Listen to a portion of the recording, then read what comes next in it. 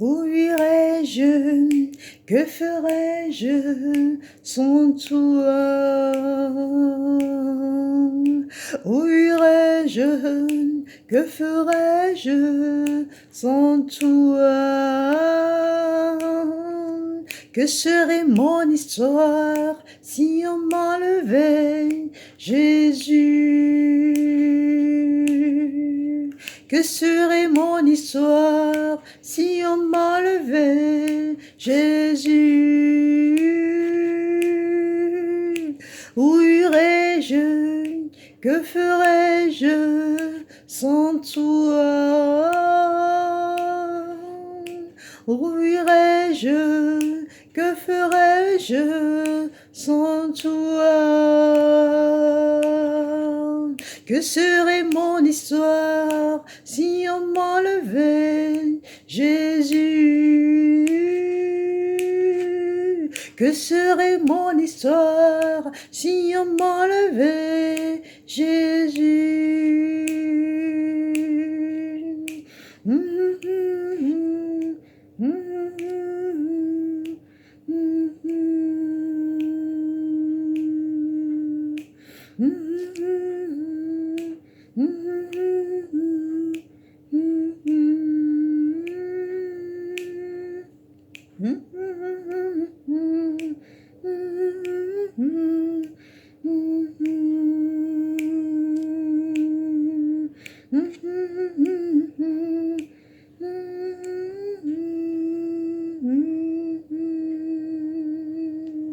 Shalom peuple de Dieu, shalom bien-aimé, shalom à vous, shalom dans vos familles.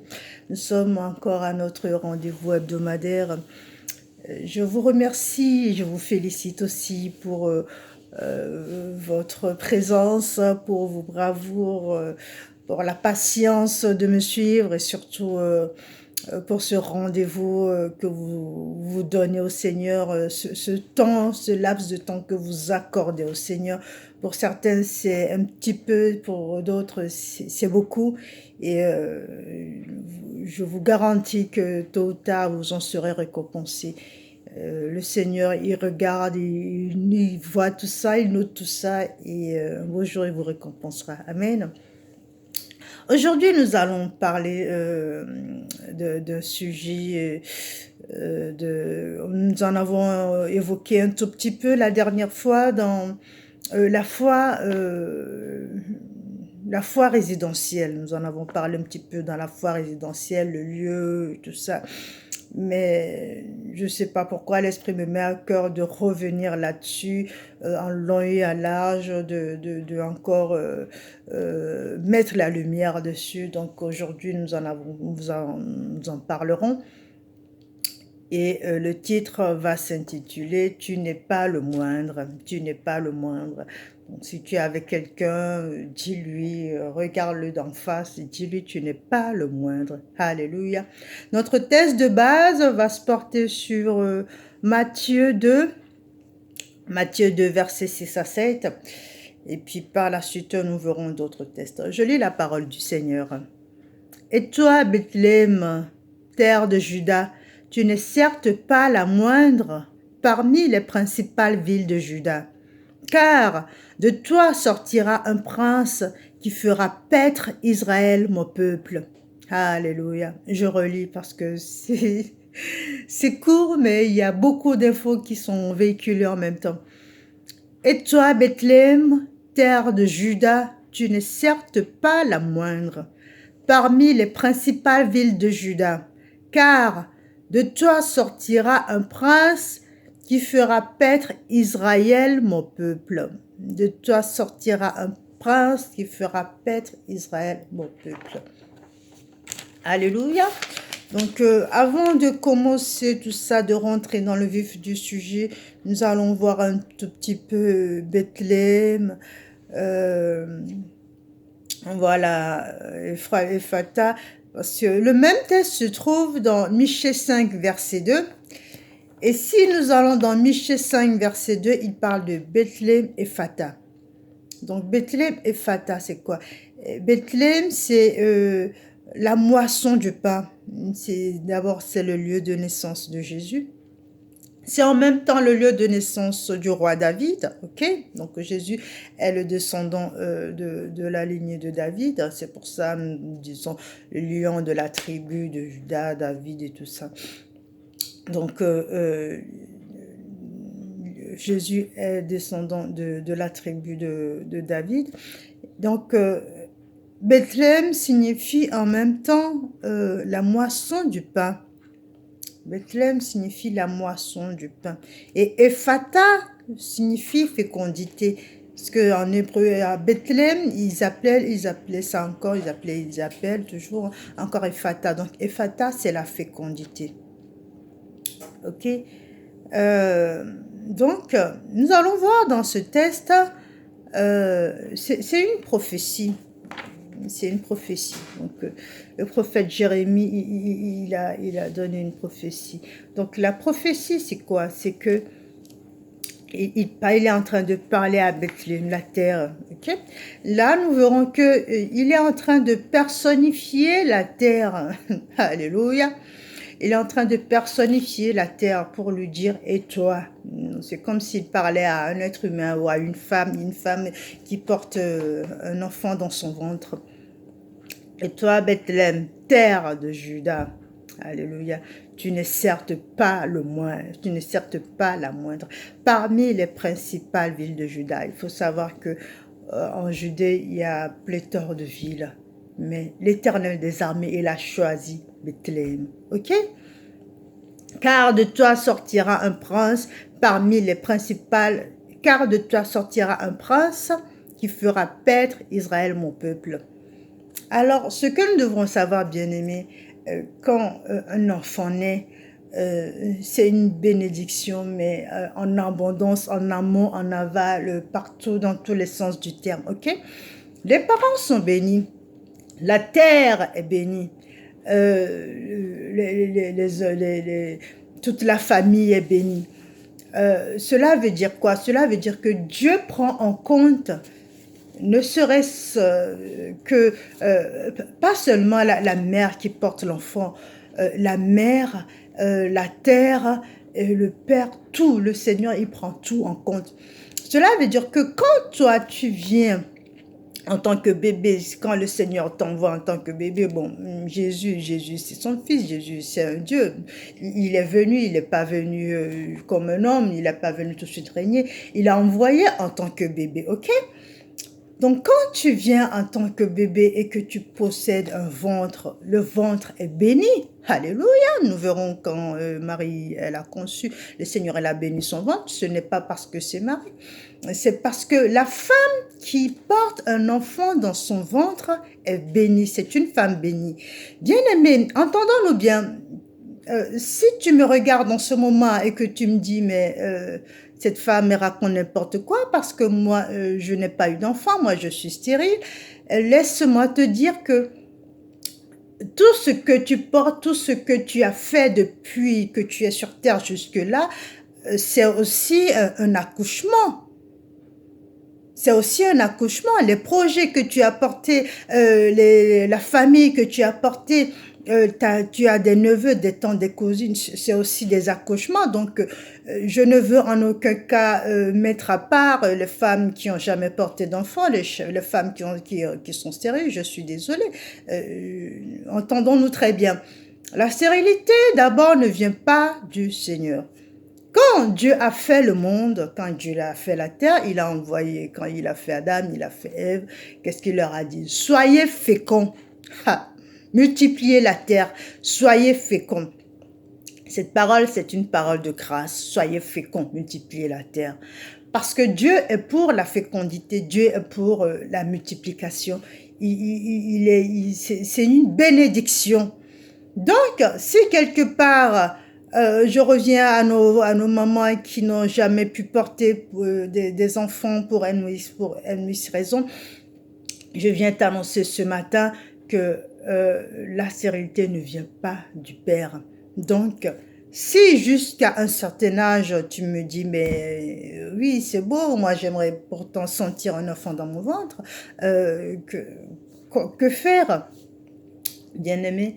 Le Seigneur nous a bénis. pour porter du fruit. Ceux qui ont des garçons, c'est encore, voilà, Estra, nous verrons dans plein de passages bibliques, les grands hommes, c'était, voilà, pourquoi des garçons? Parce que tout ce qui est masculin, tout ce qui est homme porte la force. Regardez Jésus, il porte la force, il porte la détermination, voilà, il a la force du lion, c'est pour ça qu'on l'appelle lion de la tribu de Juda. Juda forcément parce qu'il vient de Judée. Donc voilà, il y a tout ça qui rentre en compte. Mais bien aimé, toi qui me regardes, qui n'as jamais porté d'enfant, aujourd'hui je t'annonce ta fécondité. Alléluia. Prends-le par la foi et remercie ton Dieu. Je t'annonce ta fécondité cette année. Tu ne vas plus rester comme ça. Tu ne vas plus tenir ton ventre. Tu ne vas plus avoir ce nœud dans le ventre quand tu verras des enfants passer. Mais à partir d'aujourd'hui, je t'annonce que tu vas enfanter et que tu connaîtras les merveilles, les joies d'un enfant. Alléluia, de la fécondité. Je continue. Donc, la terre est bénie, l'enfant est béni, la mère est bénie. Tout ça, rien n'est au hasard. Donc, bien-aimé, quand toi, en tant que chrétien, ce que je veux t'apporter comme message aujourd'hui, quand en tant que chrétien, tu poses les pieds sur une terre, cela veut dire quoi? Ephata, c'est fécondité. Ça veut dire que cette terre doit être fertile, cette terre doit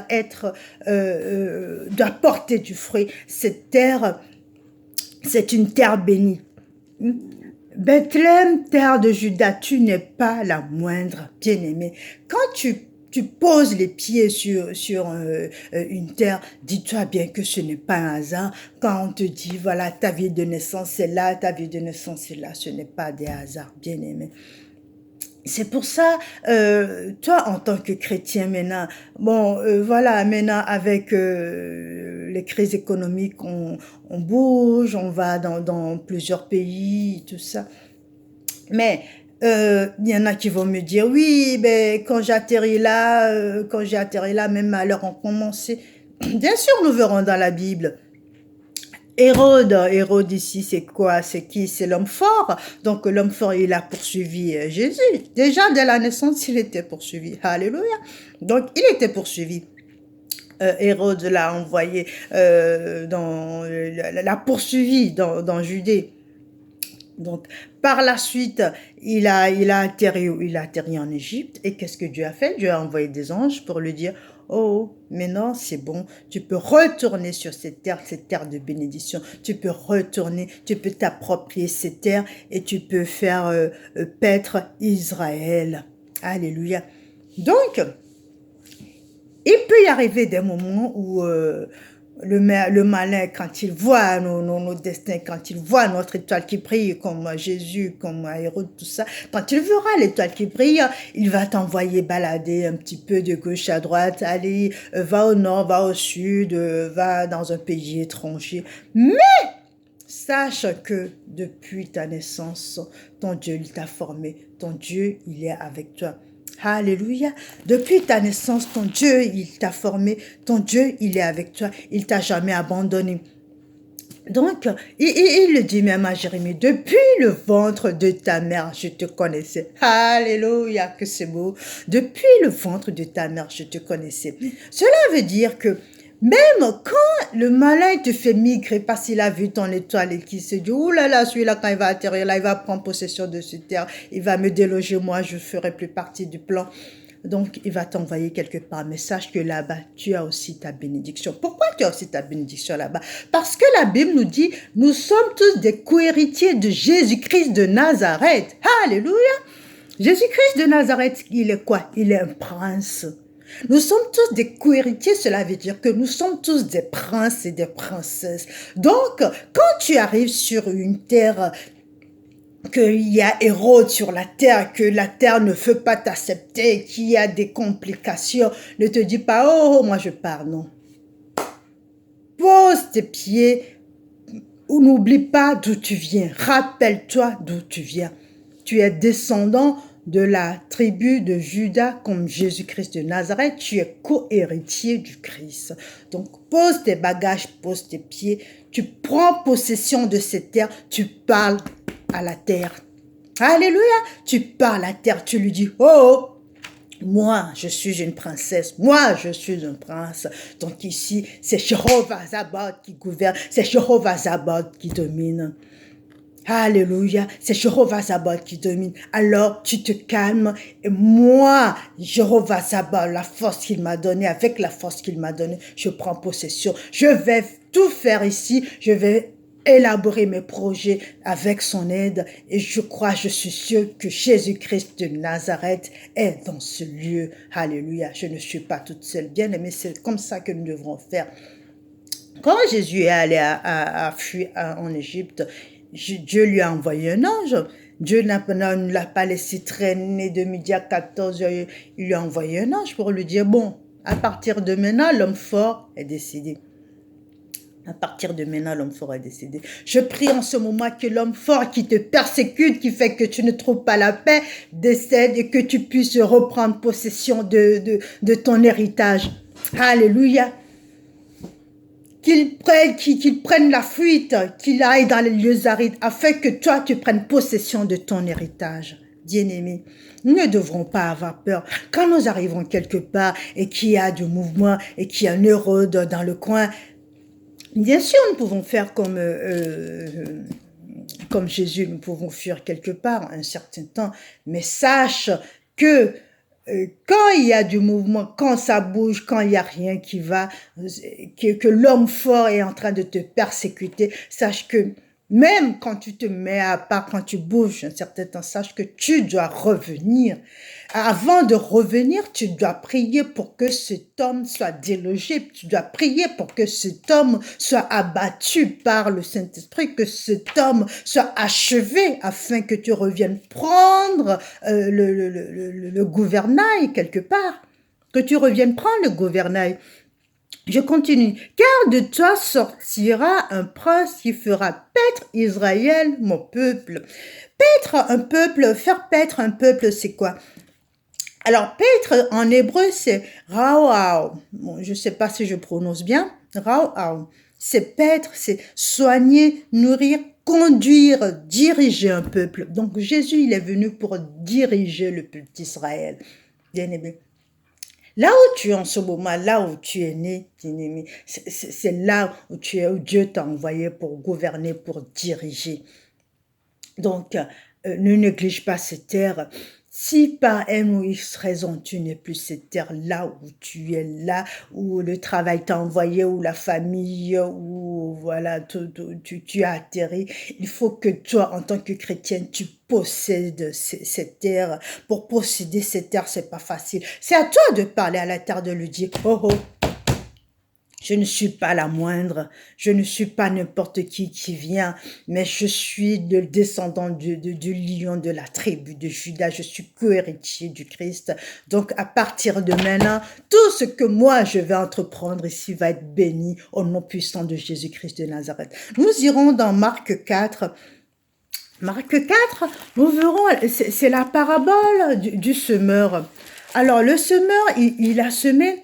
Et qu'est-ce que la Bible nous dit? Alors, juste un petit instant. Voilà. Écoutez le semeur, je lis la parole du Seigneur. Le semeur sortit pour semer. Donc, nous avons une partie qui tomba le long du chemin. Les oiseaux vinrent et la mangèrent. Une partie tomba dans un endroit pierreux, là où il y a la pierre, justement. Donc, où elle n'avait pas beaucoup de terre. Donc, elle leva aussitôt parce qu'elle ne trouva pas une terre profonde. Ok? Et une autre partie tomba dans les épines. Les épines montèrent et les touffèrent, elle ne donna point de fruits. Une autre partie tomba dans la bonne terre. Alléluia. Elle donna du fruit et monta et croissait. Je prie en cet instant que partout où tu atterris, que tu sois une bonne terre, une terre fertile, une engrais. Alléluia. Partout où tu atterris, bien-aimé, je prie, je prophétise sur ta vie en ce moment même, que partout où tu atterris, que tu sois un engrais pour cette terre, que tu portes du fruit, que cette terre soit multipliée, que tout autour de toi, on sache que toi, tu as amené quelque chose, que toi, tu es cohéritière du Christ. Alléluia. Reçois-le par la foi. Bien-aimé, la Bible nous dit, la parole, Jésus est la parole. Jésus est venu en Judée. Il est tombé sur cette terre. Du coup, la terre a fait quoi? La terre a repris vie. La terre, c'est comme un engrais qui est tombé sur cette terre. Cette terre a grandi, cette terre a fleuri, cette terre a porté du fruit grâce à Jésus. C'est la parole qui est tombée sur la bonne terre. Quand ça tombe sur des épines, ça fait quoi? Ça ne porte pas de fruits. Quand ça tombe sur les cailloux, ça ne tombe ça ne porte pas de fruits non plus. Parce que pourquoi? Il y a la parole a besoin, excusez-moi, donc la parole a besoin d'engrais pour porter du fruit, la parole a besoin de bonne terre, la parole a besoin de terre fertile. Donc, bien-aimé, en ce moment, là où tu te trouves, si jamais il n'y a rien qui va, tu te dis, ouais, depuis que j'ai atterri là, ça ne va pas, mais c'est pas possible. Prends possession de la terre, parle à cette terre et dis-lui, moi, je suis co-héritière du Christ. Je dois être fertile, je dois porter du fruit. En conséquent, toi, tu dois porter du fruit. Et c'est pour cela que je prends possession de toi. Alléluia. Dieu nous a envoyés pour paître les pays.